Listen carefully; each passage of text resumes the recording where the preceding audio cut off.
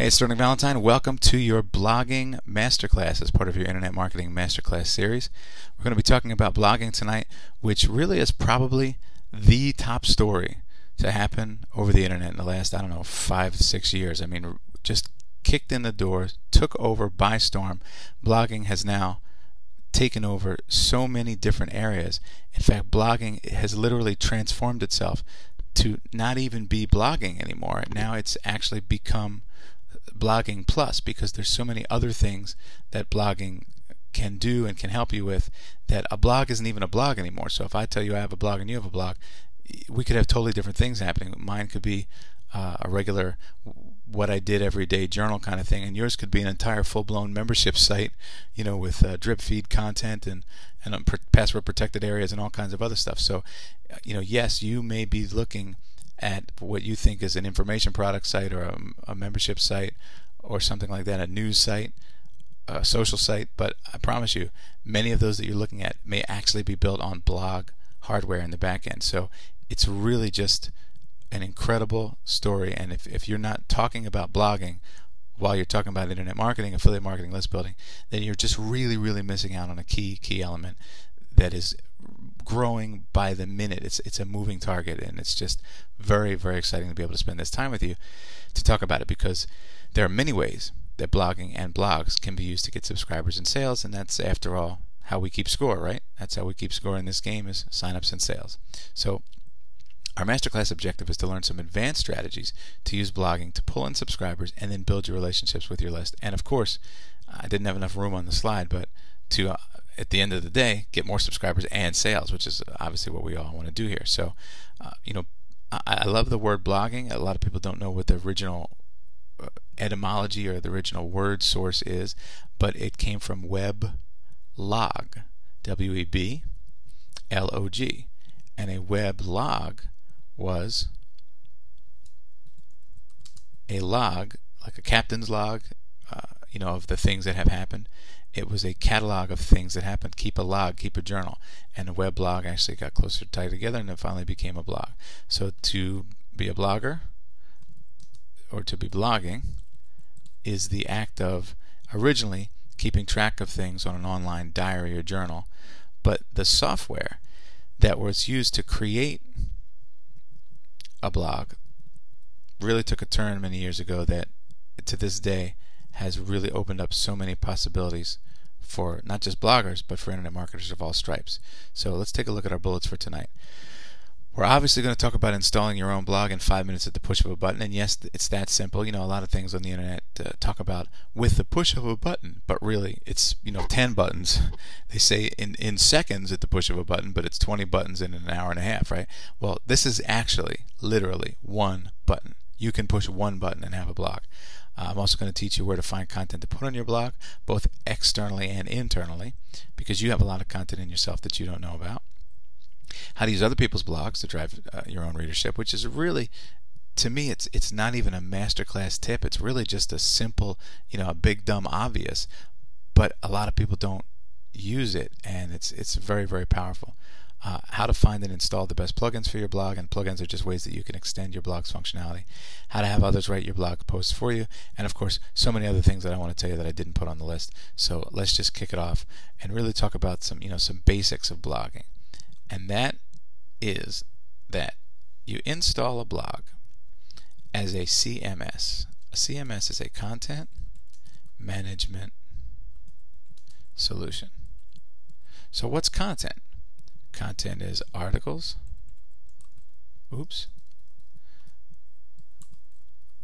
audio, video, downloads,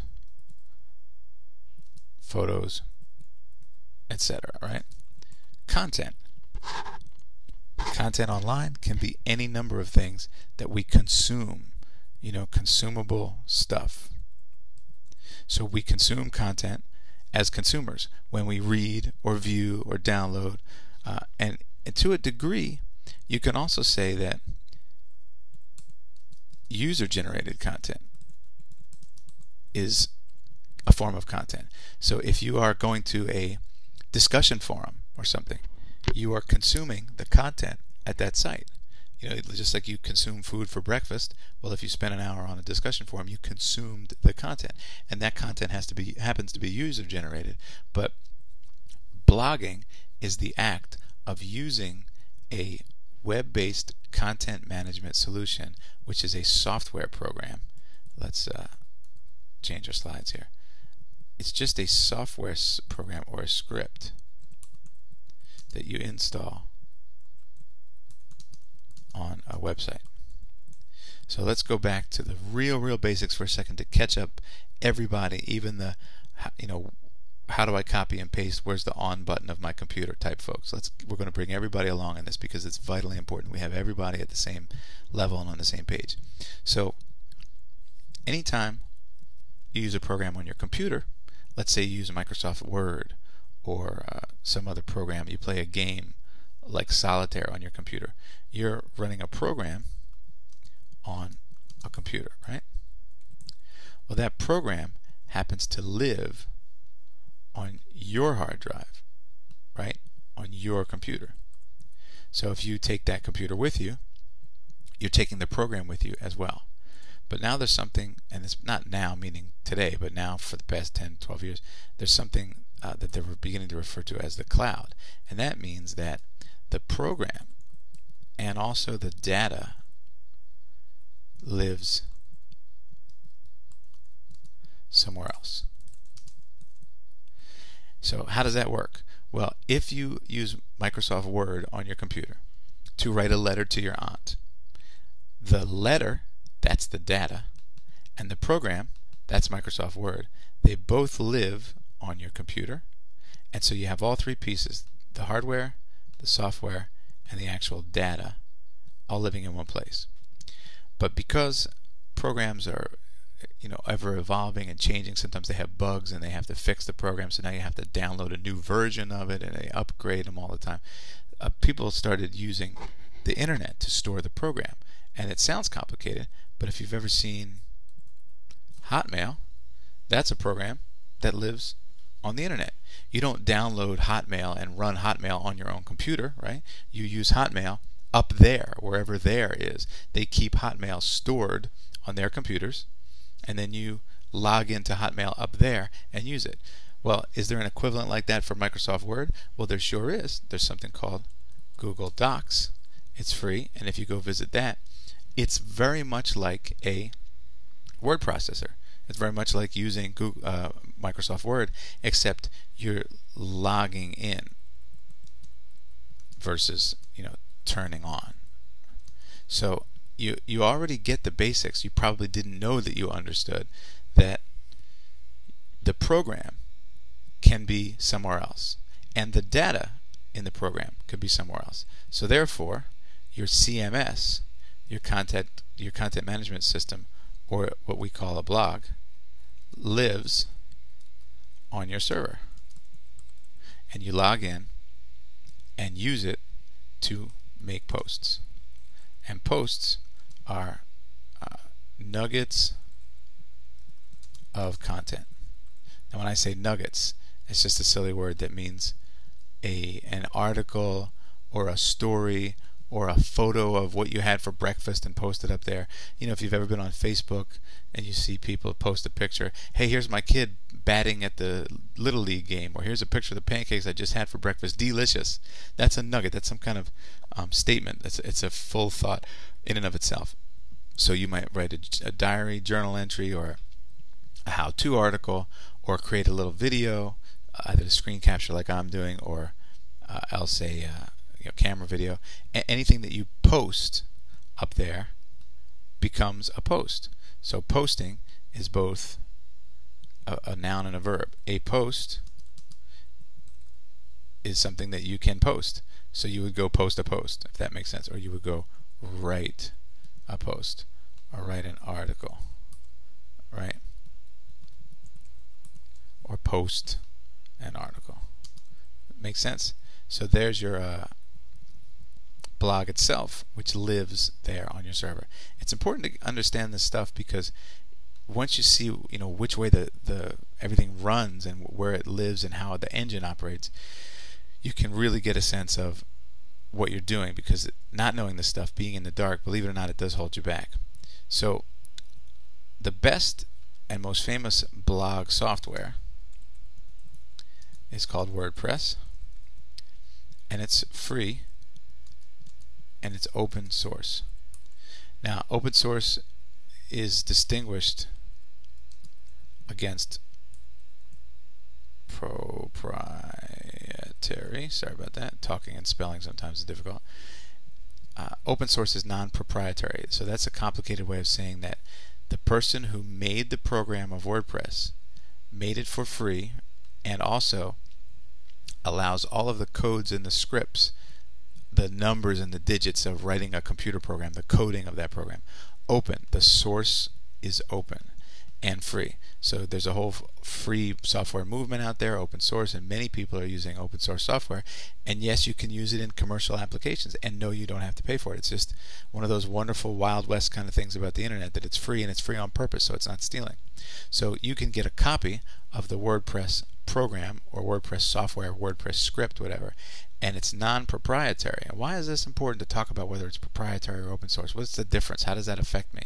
Well, it makes a big difference, because if you ever used Microsoft Windows, or if you've ever used Mac OS, or any of these programs by these big companies like that, you'll see that you can't ever go in there and change the code around. It's called encrypted. That means once they write the code, they close the lid on it, and you can't see what the numbers and digits and everything are doing. It just works, but it's locked away. So you can't affect the way that the program works. You can use the program to make letters or to play games or whatever, but you can't change what the program does to now make Microsoft Word also be able to do something else, record a screen or something. You can't make it do that, because it's closed, because it's proprietary and it's commercial. They sell it, and they want to keep the control of what they're doing. But open source software, because it's open, allows people to extend it with add-ons, plugins, themes, skins, all kinds of stuff, and I'll explain all these in a little bit. So I'm trying to give you the technological context and the background of this stuff, because this is what a lot of people don't have, and because they don't understand it, we always know as marketers, the confused mind says no. So since we don't understand some of the stuff, we don't proceed, and there's an opportunity lost. So you're taking a master class, and believe it or not, it might sound like basics to you, but some of this is actually mastery level stuff, because a lot of people, even bloggers, don't completely get all this stuff. Many do, but I want you to be a well-informed internet marketer. So when you can extend an open source program like WordPress, then you have a lot of third parties who are doing scripting and adding stuff to WordPress. So for example, let's give a real basic view. You go to your WordPress blog, which you've installed at mycoolblog.com, and I'll tell you how to install it in one button in a minute. But you've already installed it, for example, in this little scenario I'm giving you, and you go to write a post about your great breakfast that you had. So somebody comes in and makes a comment, wow, great pancakes, and you've seen this before. So maybe you'd like to know when people have made comments. Well, that is a function that's inside of WordPress. You can turn it on to be notified of comments. But what if, for example, you wanted, anytime that there was a comment, to let other people who have commented know about it? Or maybe you want to have people who've made a comment get an email that says thanks for that comment, or allow them to see a pop-up window to subscribe to your list, or to be given a special offer of some kind after they make a post. See, there's all these other kind of things that can happen that WordPress is just not built to do, but because it's open source, you can get yourself a plugin to make it do that. You make it do what you want. And the great thing is, there are many different people using, hundreds and thousands of people using WordPress. So there are a lot of people wanting to do a lot of different things, and therefore there are a lot of third parties making a lot of different cool things and features that you can make your blog do, many of them a large majority of them absolutely free as well, and it's okay to use them for commercial purposes. So here's a perfect example. Let's say you have a blog for your Little League team, Little League baseball team, and you make posts about the games and all that stuff. Well, wouldn't it be great to have a calendar? Well, there are calendar plugins, so you would just go to Google or your favorite search engine and type in WordPress calendar plugin, and you will find a whole list. You'll not only will you find individual calendar plugins, but you'll find sites that have whole lists of the different calendar plugins available and what they do. So you'd be running WordPress written by one team of scripting, geniuses, and you'd be running the calendar plugin on your WordPress site written by another whole team of calendar geniuses, right? So you can really stand on the shoulders of giants. You can have many, many different features and functions. So I don't want to overwhelm you or confuse you, but I want to show you that there is tremendous power in blogging, and not just for the standard traditional blogging about what I ate for breakfast, right? I use that example all the time because it's sort of a self-absorbed, silly little thing to be blogging about. Look, here's my pancakes. That's the traditional use. I'm logging my life, and actually Facebook has taken over a lot of that sort of natural look what I did, kind of posts, kind of personal, just keeping a daily journal kind of thing. But WordPress has really become a robust and powerful business tool. So before I get into some of the great things you can do with it and how you can use it to get subscribers and sales, I want to show you just how easy it is to install your own WordPress blog with just one touch of a button. So let's check out our bullets here really fast. So I gave you a little background because I want you to be a real savvy blogger, and now I want to show you this really, really easy thing to do. I'm going to make you a quick list of things, and it's so simple you'll be able to install your blog in less than 5 minutes. So let's give you a quick rundown of a little bit more technology. Not much to scare you, just a little bit, and you'll understand it. So when you have a domain name, mycoolblog.com, then you need a hosting account, and it usually is some name server number, right? So you just point mycoolblog.com to show up at this name server in the same way that you use a 1-800 vanity number, like 1-800 we install carpets cheap, right? That vanity number actually rings to a different number, like 213-555-1234, right? So when you call 1-800 we install carpets, it rings to this number. Well, this is the exact same relationship between a domain name and your hosting account. And there's one other thing for you, is to think about public storage facilities. This is another easy way to understand domains versus hosting accounts. You have a public storage facility, a unit, right? And it's empty when you buy it. There's nothing there. And then you fill it with stuff, right? Well, imagine if you had a domain name that pointed to your public storage unit, and you can take that domain name later on, disconnect it from that public storage unit, and point it to a different public storage unit later on, so you can keep your domain name even if you change hosting accounts, hosting providers. Even if you empty out your storage unit of files, you have no files on there left at all, you have no pictures, no blog posts, no nothing, and the domain name is yours to keep. So the reason that you need to understand this is because once you have your domain and your hosting account set up, then you would go into what's called cPanel, or Control Panel it's called, which is usually easy to find because it's 99% of the time found here, myblog.com/cPanel, right? So write that down, easy to find. Ask your hosting company if you have any challenges. And cPanel has a large list of little icons, of little cool things it does. So this is where, for example, if you wanted to make an email address like really cool guy at mycoolblog.com, right? Well, you would go into your control panel and tell it that you want an email address here. You would set that up. So there's a lot of different things you can do in cPanel, but the thing that we're most importantly looking for is a little icon called Fantastico. Fantastico is like a little robot butler, and he installs programs. If you knew how many files it takes to make up a content management system, a WordPress blog, you'd be shocked. Hundreds and hundreds of files, because not only do you need all the front end files, you also need all the back end stuff. Now, what's the back end?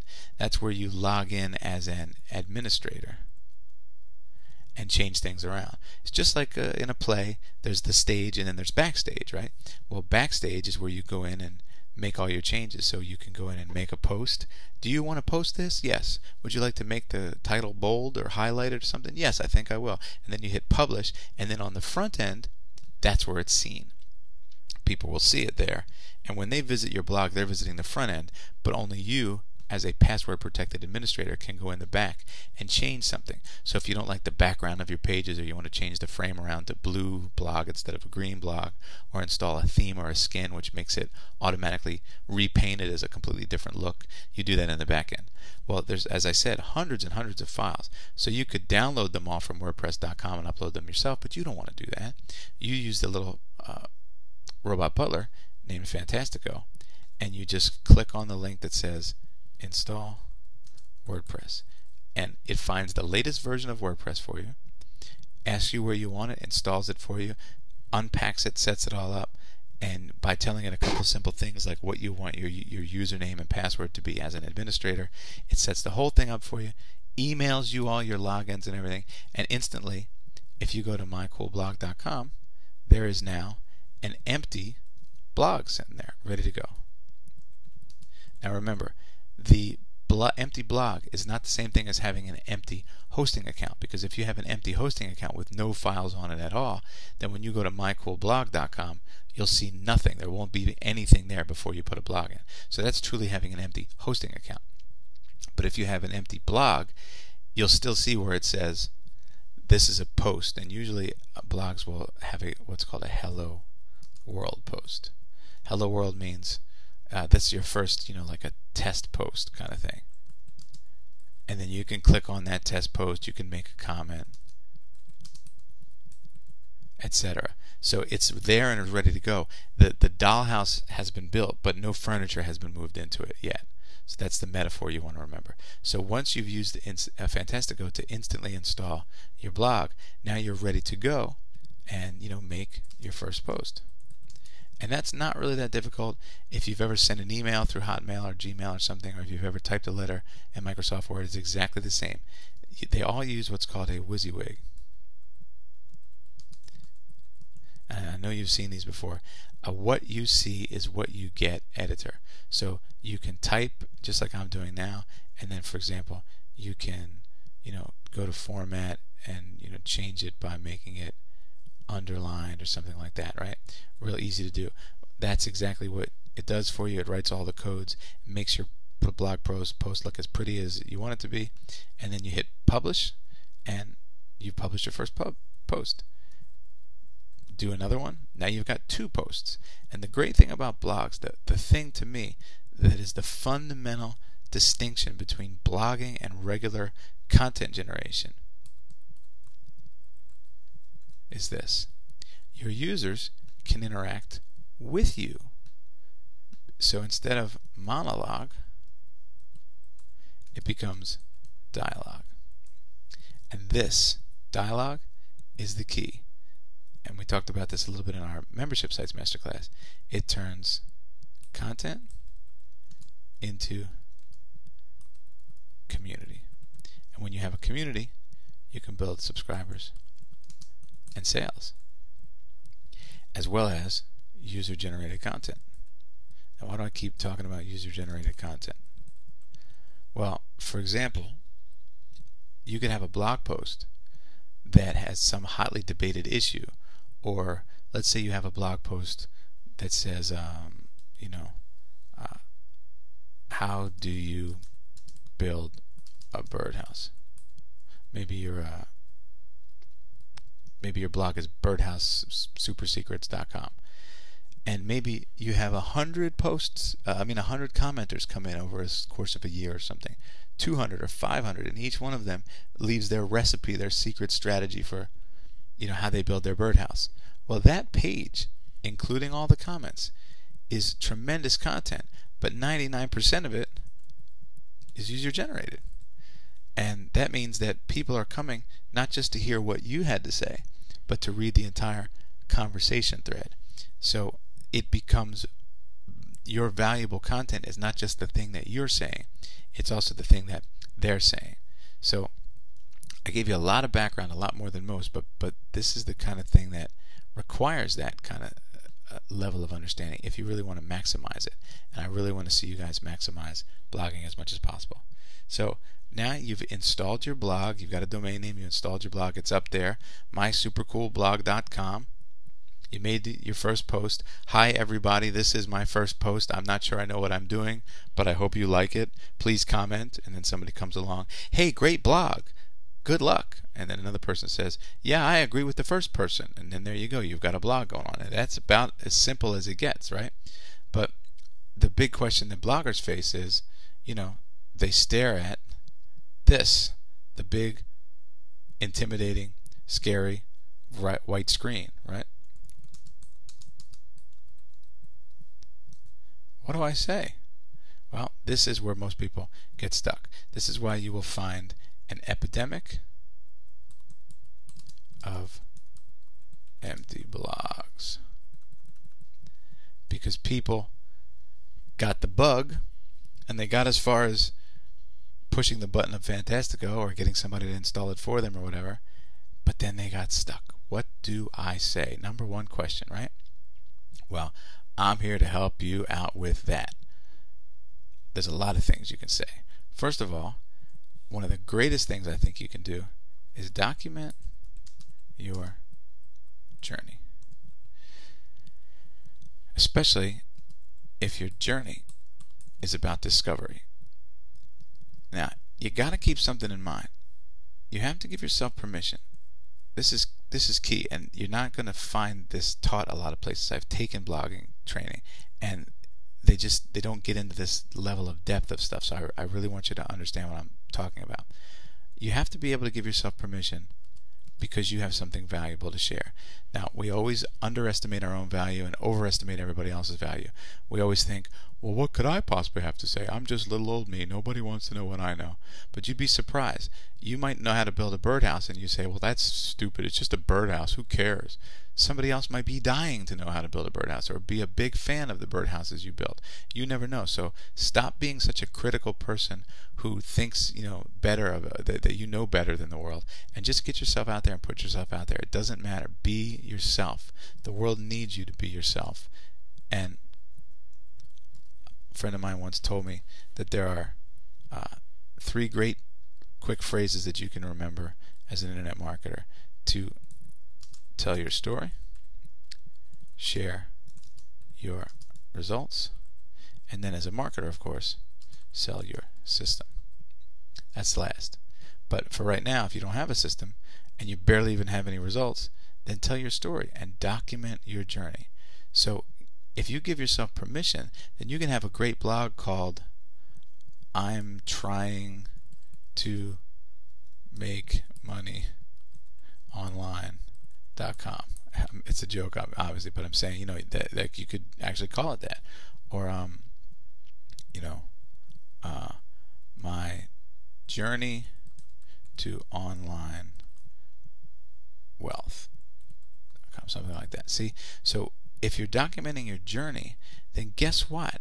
You don't have to have all of the answers, right?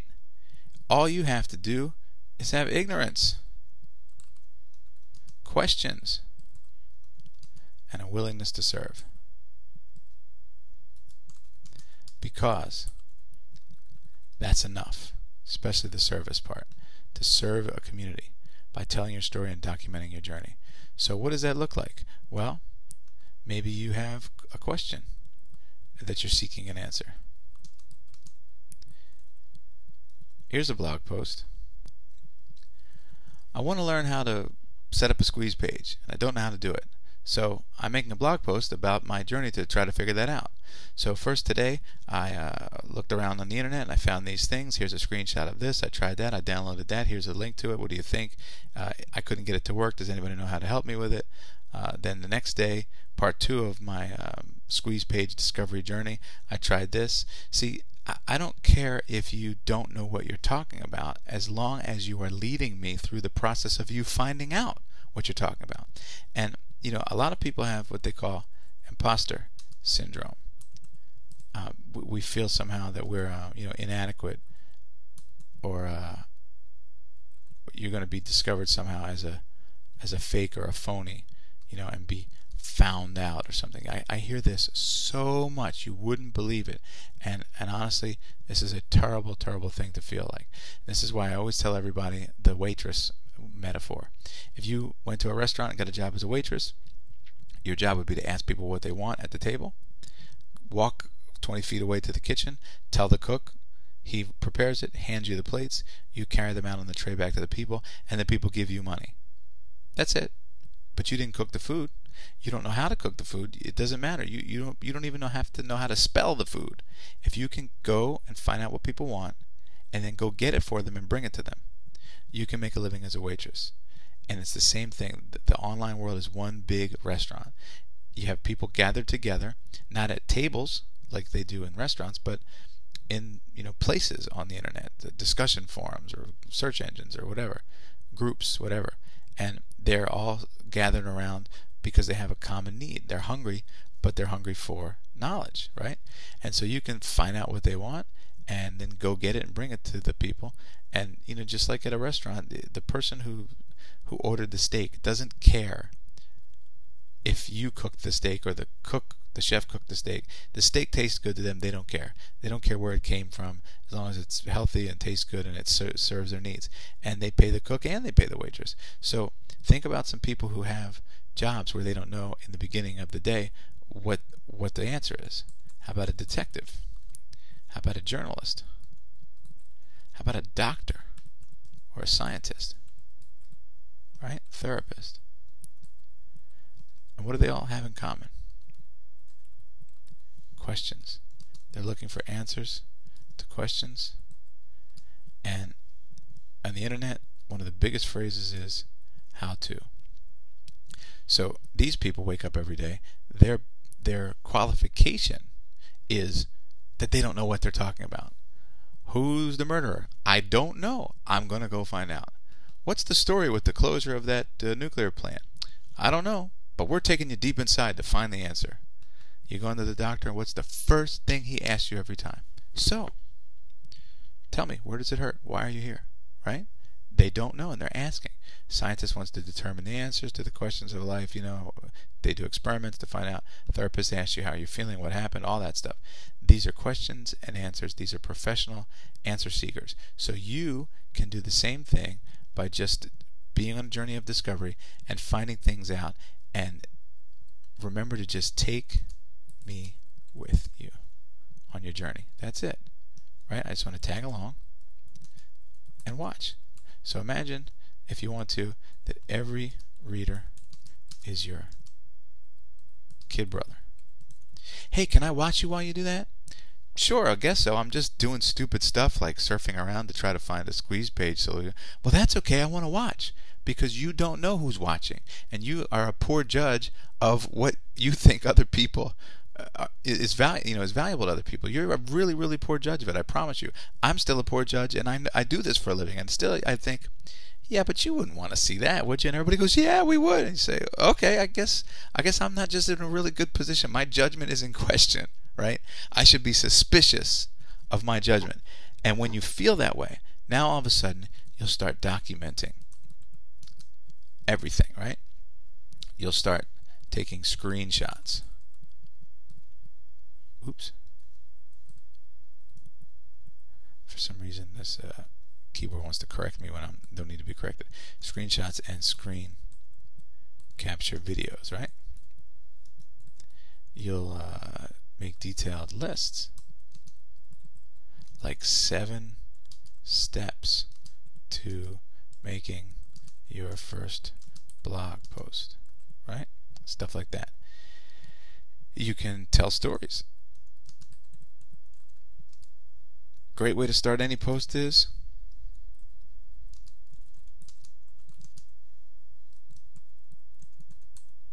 so here's what happened, right? Just tell me what happened. Just let me tag along while you document what you're doing.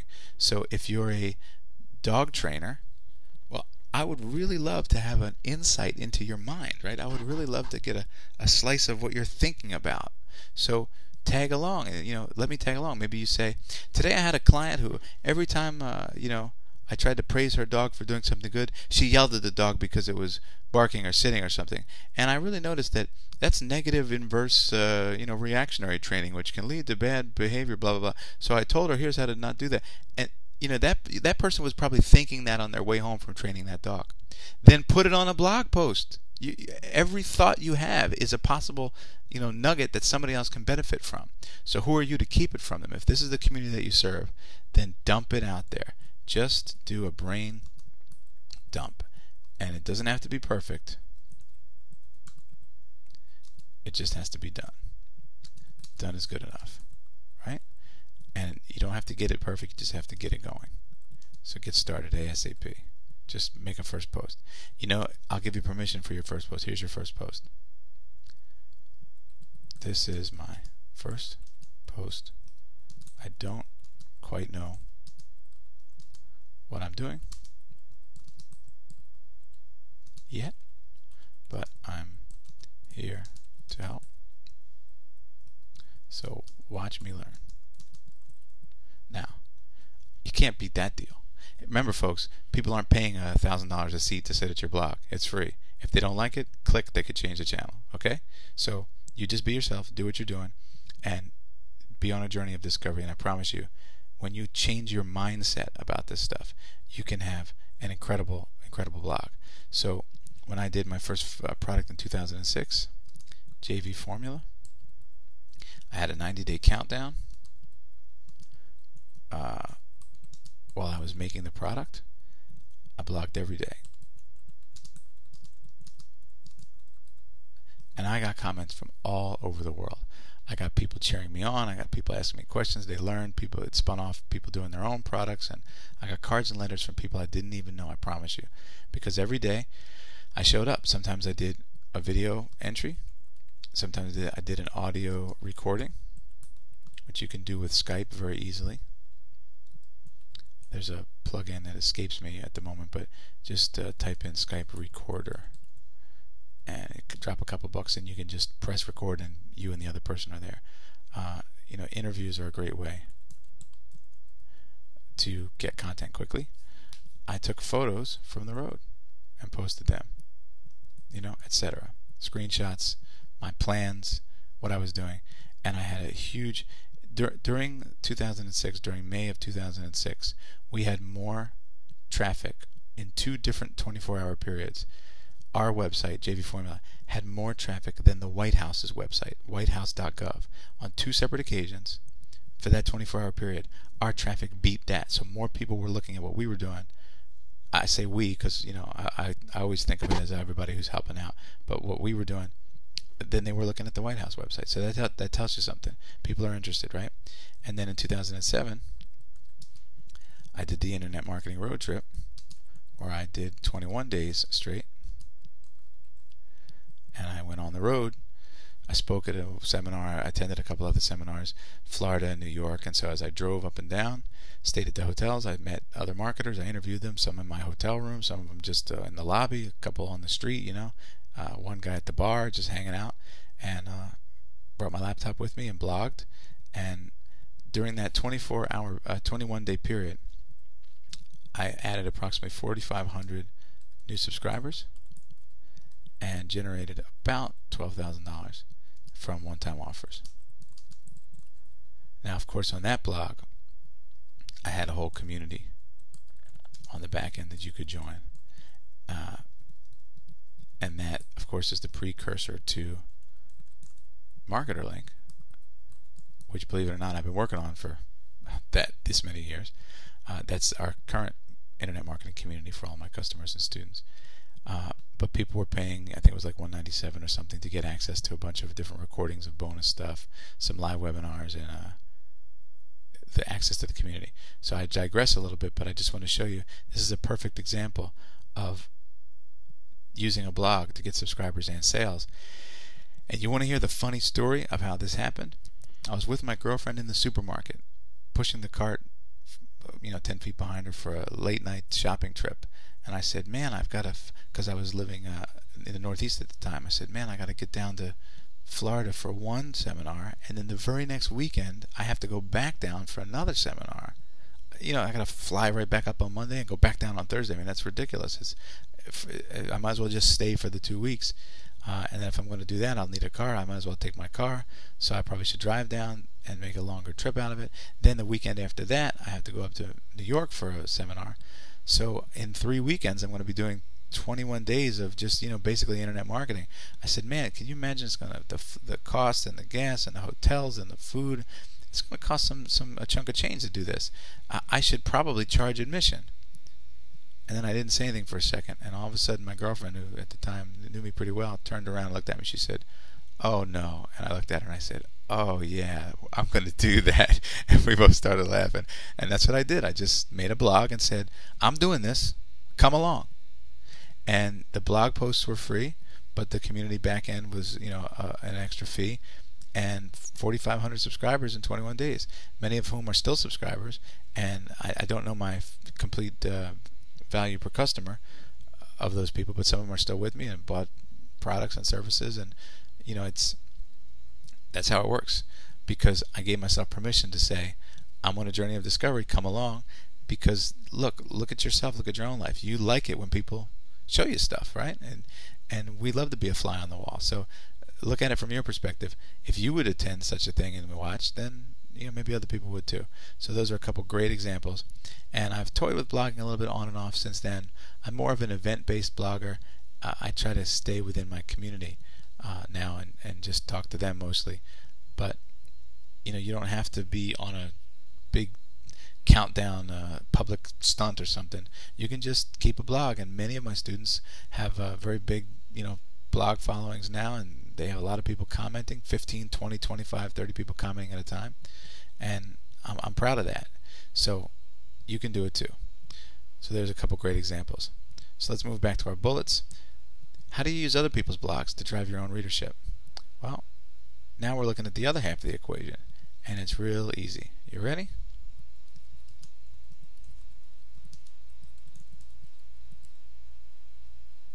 Say something interesting. Comment on other people's blogs, because we've been talking about it so far from you being the blogger, but there's another perspective. Other people have blogs, and if you say something interesting, you make comments on their blog posts, people will naturally click your name with the little hyperlink, and then they will come to your blog. So blog comment, and I guess forum commenting as well is a very, very similar thing. Making a post on a forum. If you say something interesting and contribute to the conversation, and remember the word here is value. Value, value, value, value. I can't tell you that enough. Tell me something useful. Be useful.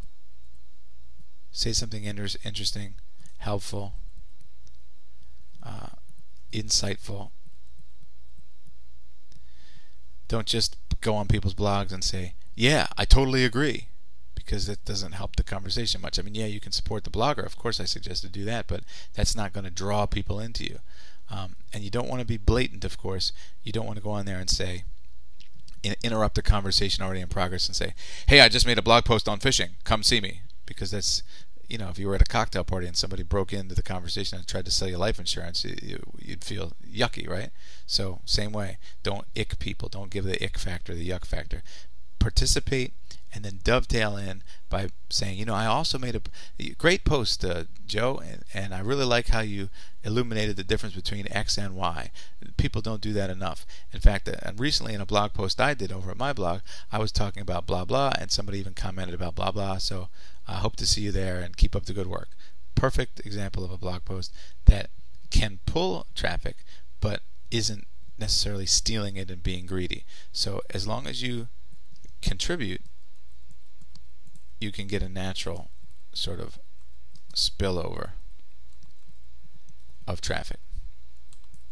And forums work as well as blogs, but the thing that you want, of course, and we talked about this in our traffic masterclass, is targeted traffic whenever possible. And who's better targeted than readers of other similar blogs, right? In fact, let that person do all the heavy lifting. I don't know how they got all their subscribers, but I can just start mine, get the seed of mine going with readers of other blogs, because if they read theirs, they'll probably read yours too. So great, easy way to do that. You can also do guest blogging, which is an even better way to do it, where you would swap posts. So for example, you would approach somebody with a similar size and a similar topic blog, or maybe it doesn't even have to be similar size. Maybe they can, if they have a bigger one and they'll do it for you, that's great. And then you write a blog post for them, and they post your blog post for them. Hey, today we have a guest blogger. Steve came in and he's going to talk about this. Welcome him and leave your comments. And then you let Steve come and make a blog post on your site, so that now you're sharing and swapping traffic. So that's another great way to do it. So the best way to find and install plugins for your blog, it's really, really easy to do. There's several ways to do it, and I highly recommend as soon as possible you start getting into this, because it can really, plugins can expand your value. Meaning, if you didn't know that there was a plugin that counts the dollars of the national debt or something, I don't know, I'm just making that up, but if you found out that there was a plugin, then you could put that countdown national debt counter on your blog, which will stimulate conversation, stimulate other blog posts, and allow you to provide more value than you would have if you didn't know that extension existed, right? So use plugins, use extensions, add-ons, plugins that people write to enhance the value that you give. So you want to search for things like top WordPress plugins, essential WordPress plugins, best, etc. Best WordPress plugins.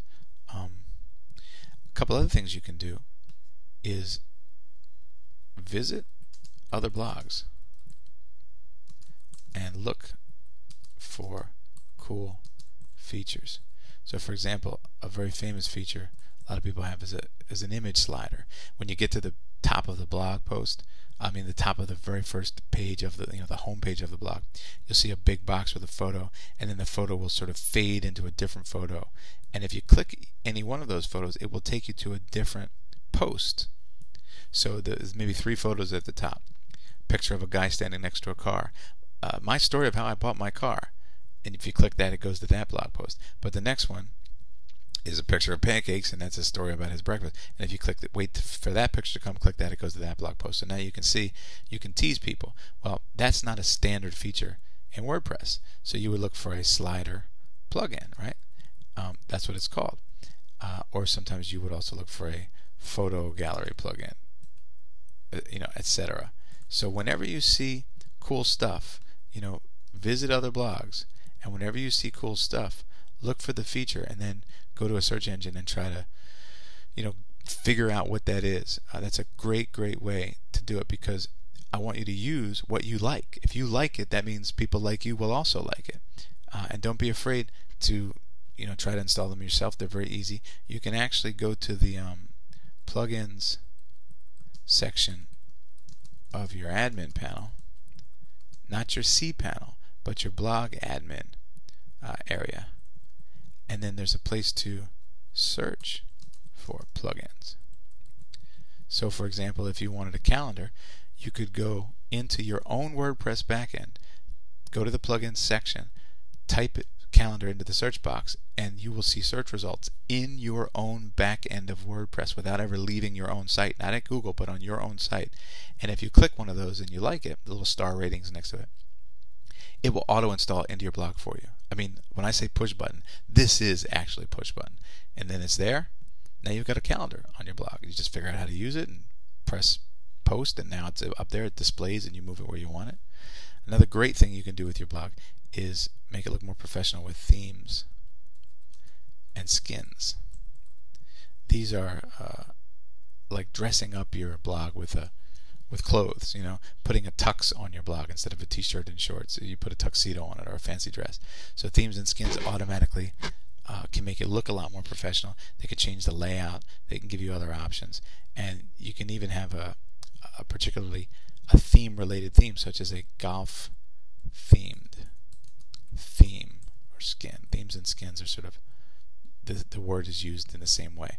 So if you are a golf blogger, you want to get a golf theme and make it look really cool, So these are some great things you can do to dress up your blog, and of course, you'll find stuff that's out that I don't even know about. By the time you watch this, 50 probably new plugins have come up since then. So just keep looking, and steal the art from the artist's fingertips. If somebody else has made a really great blog with, I love this blog because it's got 7 cool features. In the header, the thing moves, and then over here on the sidebar, you can click and this happens. Okay, write them all down and find the plugins for them. If you can't find the plugins for them, then here's a trick. Go to Fiverr.com or Odesk.com and not only ask people to install plugins for you, but for them to search and find plugins as well. Hey, I'm looking for a plugin that on the side of the page you click this and it kind of does that. Pay the guy or the girl $5 and she'll go search it out for you and give you the different options. I mean, $5. Is it worth your time? I think so. So last bullet point is how to have others write your blog post for you. Well, there's a couple little tricks I like to teach about this. First of all, we talked about guest posts already. And keep in mind that whenever you have comments, that is a form of user-generated content, right? So private label rights are materials that people write ahead of time knowing that you are going to want to put your own name on it. They write it to help you. They're content creators who have already arranged content for you to take and either just put your name on, which I don't suggest doing exactly, or rewrite it a little bit and make it sound more like your own voice and use it. So you can look for private label rights articles, article packs. You can also search for the initials PLR, which stands for that. So if you were a golf blogger and you needed some content, you could Google golf PLR articles and find a whole treasure trove of articles. Now, buyer beware, some of these are certainly not as good as others, and some of them frankly are absolute junk. They sound like a robot with a headache wrote them. So you don't want to put stuff that makes you look stupid, but you can certainly use it as the basis, sort of, maybe jumble some up together and rewrite them. Even just use them for kind of like starter material that you can, it fires your brain off, and then you can start to write different stuff off of that. Another great thing to do is use Dragon Dictate, or on the Mac it's called Mac Speech, and talk your content out. Write with your voice, right? And you can, believe it or not, get a lot of content just by talking. If the average speaker speaks approximately 200 to 300 words per minute, and the average article that's posted on ezinearticles.com or something is approximately 400 to 600 words, then you could make an article every couple minutes. So imagine if you talked for an hour. And the funny thing is, people who, I remember I said one of the biggest complaints is, I don't know what to say. Some of the people who tell me that they don't know what to say could carry on an incredibly interesting conversation about their topic of choice if you talk to them on the phone. They could talk for an hour straight. Really interesting, cool, insightful stuff that they know that would be interesting for other people to read, but they could talk about it for an hour on the phone, couldn't write it down to save their life. And that's unfortunate because you are generating content even when you speak. In fact, right now, and we covered this a little bit in the product creation course recently, right now I'm creating content just by talking to you. So I can have this transcribed, turned into articles. The ums and the ahs obviously can be removed, and you want to get what's called a copy editor to edit your copy a little bit. Somebody that can, make it article-ish instead of talking-ish, because reading stream of consciousness text is not quite the same as reading text written to be presented. But the sad thing is there are many people who attempted to start blogs, never got their blog off the ground, and yet during the same time period that they failed at blogging because they didn't know what to say, they had spent 50 hours talking to various people over dinner, in the car, whatever, talking about really cool stuff that other people would have benefited from hearing, and there it goes, great content, gold, right out the window. So don't end up like that.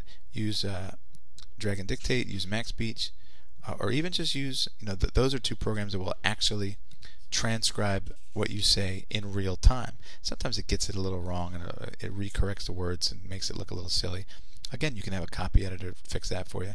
And if you don't want to do the expensive software kind of angle like that is, just hit record on your computer and record your content by itself and just have a transcriber transcribe it for you. So it's a great way to generate content very, very easily. A couple other things I want to tell you about really quickly before we wrap up, and one of those is curation and pointing. So curation is a word that means getting and managing and arranging things. So a museum curator is the person who obtains and takes care of and arranges all of the pieces in that museum. They're the curator of the museum. Somebody has to decide what stuff goes in there, and that's the curator's job. Well, there are blogs that are, believe it or not, nothing more than curation of other blog posts. So it might even be a roundup blog where you say, okay, today's really cool stuff I saw on the internet. Link. So for example,